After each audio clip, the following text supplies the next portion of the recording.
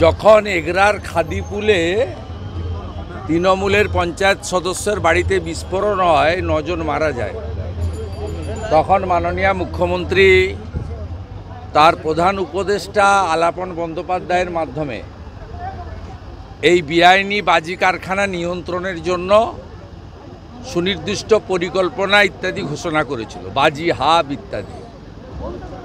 2 বছর হয়ে গেছে।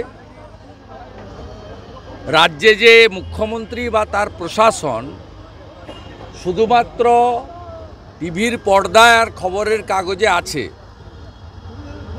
মিথ্যা ছাড়া সত্য বলে না।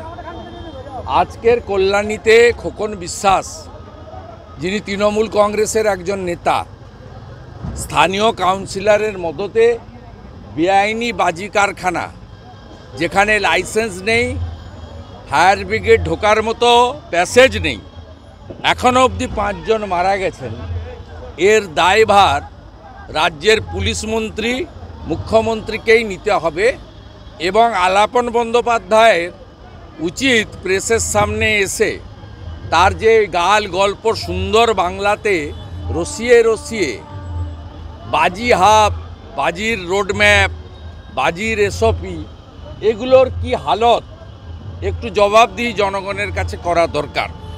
পশ্চিমবঙ্গ বিধানসভার বাজেট অধিবেশন শুরু হলে রাজ্যপালের ভাষণের উপরে বিতর্কে আমি নিশ্চিতভাবে খাদিকুল থেকে আমডাঙ্গা হয়ে বজবজ হয়ে এই শেষ যে কল্যাণী, এই ঘটনা তুলে ধরে রাজ্য সরকারের স্বরূপ জনগণের সামনে উন্মোচিত করব।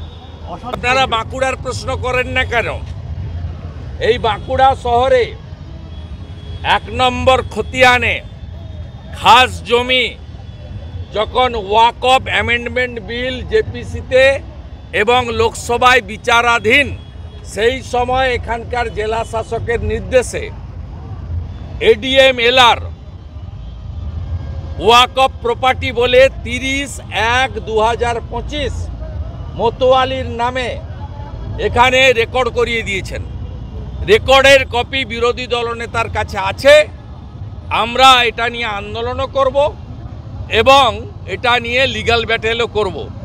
যখন ওয়াকফ অ্যামেন্ডমেন্ট বিলে যত পুরনো ওয়াকফ প্রপার্টি আছে তার বাইরে নতুন কোনো প্রপার্টিকে ওয়াকফ প্রপার্টি করা যাবে না, এই রকম একটা সময় এখানকার জেলা শাসক কার নির্দেশে কোন তোষণের রাজনীতিতে 1 নম্বর খতিয়ানের খাস জায়গা মাচানতলা এলাকায় আজকে ওয়াকফ প্রপার্টি হিসেবে রেকর্ড করান 30 জানুয়ারি কার নির্দেশে?